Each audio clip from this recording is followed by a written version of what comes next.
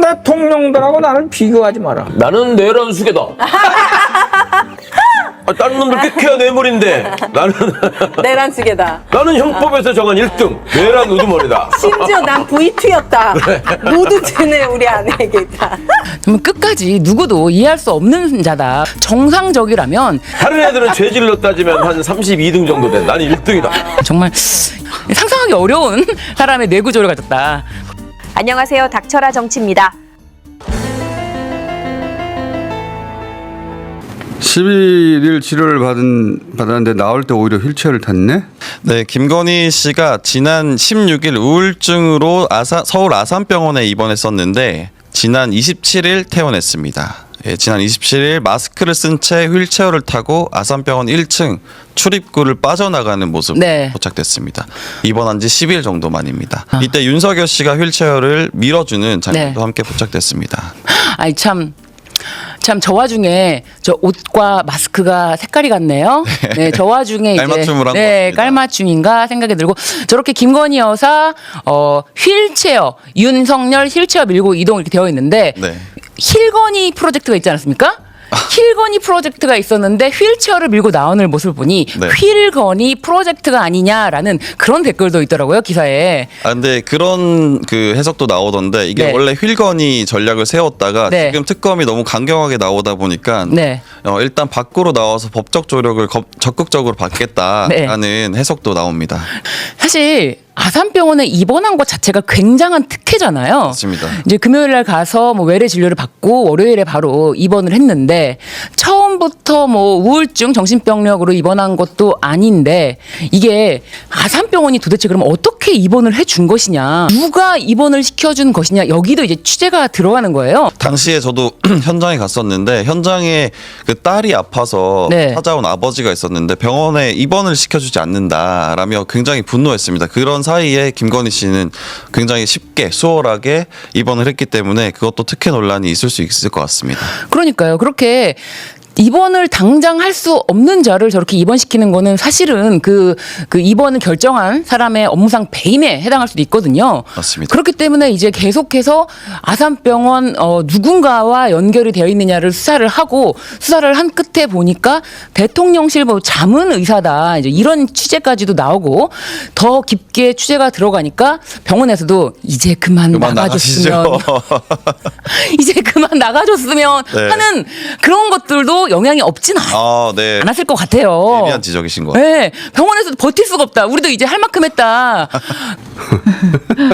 이러면 안 되는 거 아닙니까? 그런데 이제 단독으로 나온 기사 중에는 김건희 휠체어로 태워내놓고 우울증으로 또 휠체어를 타실 수도 있네? 근데 집에 가서는 잘 걸어 다니셨다면서. 자택에서는 편안하게 휴식을 취하고 있습니다. 네, 잘 걸어다니는 사진이 더 팩트에 포착됐습니다. 맞습니다. 이제 더 팩트라는 매체에서 찍은 사진입니다. 네. 집안에 있는 김건희 씨의 모습을 포착한 건데 네. 이날이 이제 퇴원한 날입니다. 네, 휠체어를 타고 퇴원했던 김건희 씨는 소파에 누워서 여유롭게 사과를 먹거나 휴대폰을 하고 스스로 걸어 다니는 모습도 포착됐습니다.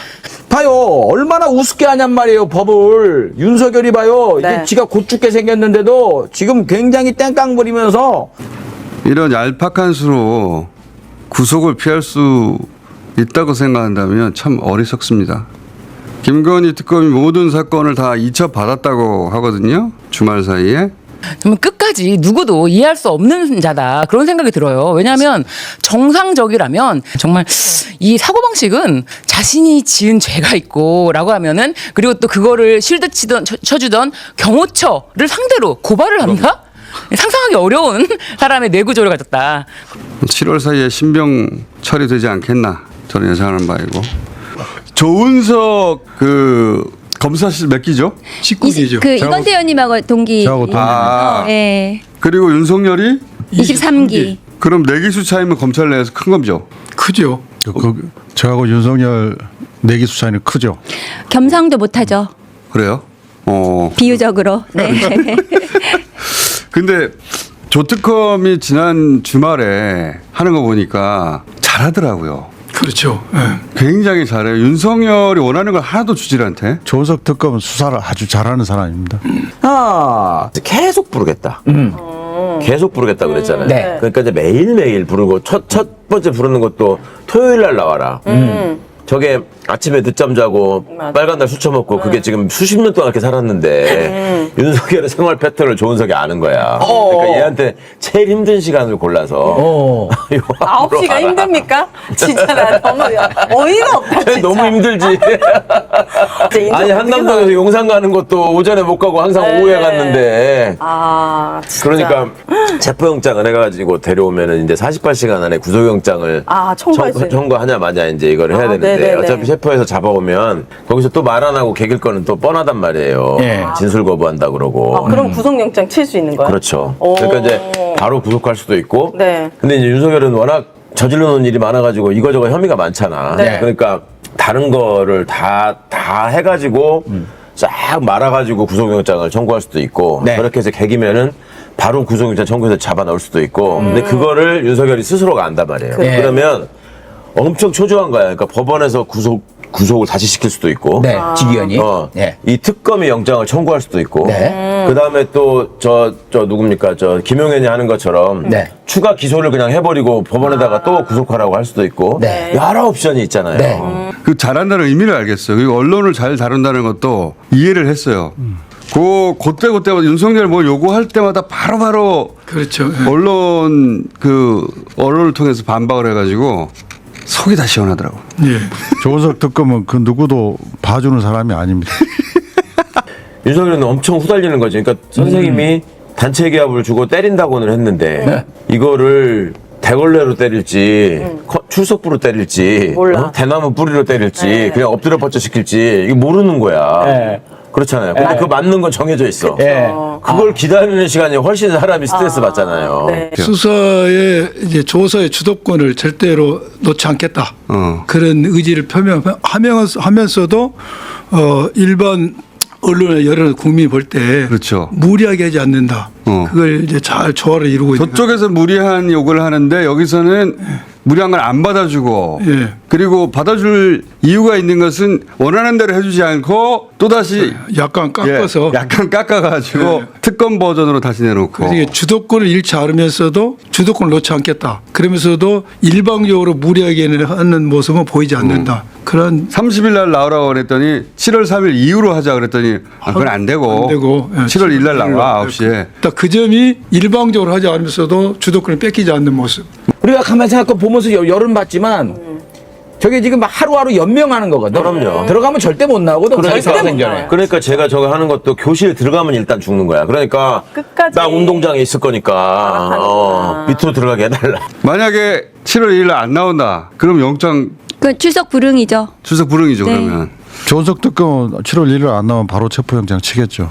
그런 사람이죠. 예. 그리고 또 변호인단에서 이 수사하는 경찰 총경 바꿔달라고 그 경찰에서 수사받는 거 자존심 상한다 이거 아니에요? 네, 그것도 있고 지금 수사받는 내용이 네. 특수공무집행 방해이고 그 체포영장이 불법이다. 그래서 특수공무집행 방해가 안 된다는 주장을 하고 있잖아요. 네. 그래서 그 경찰 네. 그 어쨌든 뭐 경찰이 그거에 가해자라고. 관여한 경찰에 대해서 조사를 받게 되면은 네. 그 체포영장이 불법이라는 그 주장을 계속하기 어렵다. 그래서 그것이 체포영장이 위법이라는 것을 끝까지 주장하고 무죄를 주장하기 위해서 그 경찰로부터 조사를 안 받겠다. 그리고 끝까지 조서에 서명도 거부하고 그게 이렇게 하는 변호인단의 게 그거죠. 네, 예. 변호인단의 논리인데 그 변호인단의 논리에 대해서 특검에서는 변호인단 당신들 수사할 거야.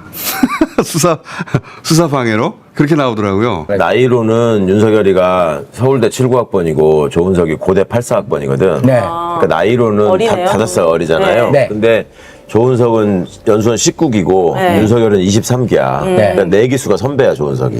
구수했으니까 또. 네. 네. 그러니까 어찌 보면은 그렇게 뭐랄까 이제 피의자를 최대한 압박하고 예. 나쁘게 말하면 괴롭히는 방법을 전수해준 사람이 조은석이지 윤석열한테. 검사는 선배니까. 네. 그러니까 이제 윤석열 입장에서는 그 조은석이 수사를 되게 독하게 하는 사람이라고 많이 나왔잖아요. 네. 근데 그걸 알거든. 그 다음에 거기에다가 윤석열이가 조은석이한테 또 한 짓이 있어요. 그러니까 조은석이 감정까지 있거든 지금. 뭐예요? 그래, 한 짓이 있어요? 그거를 저처럼 뭐 이렇게 사적 감정에 의거해서 내가 평생을 복수하겠다라고 하는 수준까지는 아니지만 네. 조은석 입장에서도 자기가 가야 할 길이 번번이 막혔다라고 생각하는 게 있기 때문에 조은석도 총장 후보 오르고 막 그랬어요. 윤석열이처럼 무슨 뭐 감정을 실어서 보복하는 깡패까지가 되진 않겠지만 네. 절대 고분고분 그냥 윤석열이 원하는 대로 들어줄 그런 지금 사람이나 잘 됐네요. 상황이 아닌 거죠. 지금 그런 면도 있어요. 체포영장 집행이 예. 예, 불법이다. 라고 주장하죠. 저쪽에서. 그렇다면은 그걸 그 논리도 있겠지만은 그걸 끝까지 주장하려면은 처음부터 조사실 안 앉았어야지. 그렇죠. 1시간 조사 받았지 않습니까? 오지도 않으면 알았어야죠. 1시간 그리고 처음에 그런 체포 저지 비합헌 삭제에 대해서는 조사에 응하기로 약속하는 거 아닙니까? 네. 그래서 조사를 1시간 받았어요. 근데 총경이야 보니까 총경이 쪽팔려. 저 기분 나빠. 기분 나빠. 나 검찰총장 출신인데 그렇죠. 예. 경찰이 날 조사해. 그게 이제 검찰 출신이라는 거 대통령 출신인데 검사가 아니고 경찰에 조사를 해? 매우 쪽팔리다. 이제 총경을 그래서 검사로 바꿔달라고 한 거잖아요. 네. 그렇죠. 그러니까 그거를 받아줄 수는 없죠. 법리적으로 죄가 안 되는 거 끝까지 고집하려고 했다 그러면은 검사 교체 요구도 안 하겠지. 그런데 경찰한테 조사받는 게 좀 쪽팔리잖아요. 이게. 이 윤석열 마인드 사고방식 그런 것 같아요. 그렇죠. 예. 아직도 이제 반성하지 않다는 것이죠.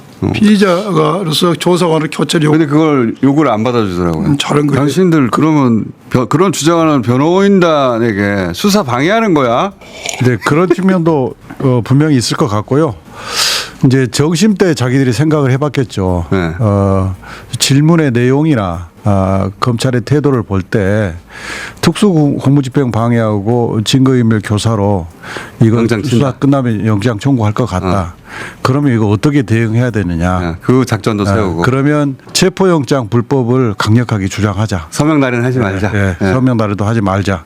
그러려면 박창환 총경에 대해서 공격하자. 이렇게 변호인들이 협의를 해서 지금 나오고 있는 것 같아요. 그런 작전도. 네. 저희가 이제 수사 과정에서 검사에 대해서 기피 신청을 하게 되면 이번에도 이제 특검이 그것은 기피 사유가 아니다라고 판단했잖아요. 그런 경우에는 조사에 응해야 됩니다. 이미 판단을 했기 때문에. 그런데도 3시간이나 안 들어가고 버팅기였다는 거예요. 그것은 완전히 잘못된 거죠. 피의자로서 이 조사 기피 거부죠. 네. 조사 거부죠. 그건 조사 거부면은 만일에 윤석열이었으면은 그 피의자는 긴급 체포했을 거예요. 그 자리에서? 예, 그 자리에서 그럴 사안입니다. 그러니까 조특검은 지금 그 빌드업하고 있는 거네요. 빌드업하고 있는 빌드업하고 계속해서. 있어요. 예. 네. 하고 있는 거죠. 계속 빌드업하고 있는 것이고 이걸 이제 그 안에서만 공방이 벌어지고 우리가 모르면은 따라갈 수가 없는데 그걸 실시간으로 계속 알려주더라고요. 아 이렇게 됐구나. 이렇게 됐구나. 언론을 참 잘 다뤄요 보니까. 기민하고 수사 잘하지 그러니까. 그래서 왜 이재명 대통령이 선택했는지 그리고 이제 우려도 있긴 했었지만 수사는 잘한다는 의미가 뭔지는 이제 명확하게 이해했어요. 그리고 그 고검 건물에 갔을 때 이제 우려도 많았는데 이번에 보니까 장점이 많았어요. 특검 예산이 빨리빨리 안 나온다나요? 예. 근데 이제 거기를 가면 시설이 다 준비되어 있으니까 조금 있으면 김용균 나올 텐데 그 집기 기다리다가 놓칠 수는 없잖아요. 바로 들어가서 일을 할 수 있었고 또 보니까 이번에 지하 주차장 못 들어오게 하는데 그 시설도 다 알고 있으니까 그 장악력이 생기는 것 같아요. 그 안에서 완전히. 조은석 특검이 서울 고검장 출신이에요. 그러니까 잘하는 거죠. 아주. 그렇습니다. 그래서 서울 고검에 그리고 특수본이 거기에 들어가 있기 때문에 검사들이 거기 다 있어요. 뭐 전화고 인터넷이고 뭐 보안이고 다 거기 깔려 있습니다. 그러니까 거기 들어가서 하는 것이 매우 효율적인 선택이었죠. 브리핑실만 좀 바꾸면 됩니다. 말씀하신 네. 뒤에 백 깔아라. 예, 백드럼만 좀 바꾸면 백드럼. 됩니다. 특검이 이런 말을 하더라고요. 장수가 전쟁터에서 이기는 제일 방법은 그 장수가 익숙한 지형으로 가야 된다. 그 말 맞는 말인 것 같아요. 네. 제가 지하 주차장 못 들어가게 하면서 그 앞에다가 네. 만차 세워놓은 거 보고 그렇죠. 그걸 다 아니까 지형을. 이렇게. 네. 다행입니다. 지금 이 비공개라는 것도 정말 어이가 없는 게 다른 모든 대통령들이 만약에 이런 소환을 당했을 때 다 네. 공개로 들어왔대요. 근데 그 얘기를 들면서 특검에서 못 받아준다라고 하니까 다른 대통령들하고 나를 비교하지 마라. 나는 내란 수계다. 다른 놈들 꽤 뇌물인데 내란 쓰게다. 나는 형법에서 정한 1등 내란 우두머리다. 심지어 난 V2였다. 모두 죄는 우리 아내에게 있다. 다른 애들은 죄질로 따지면 한 32등 정도 된. 나는 1등이다. 비교하지 마라. 네. 나는, 비교가 안 되긴 하네요. 공개뿐만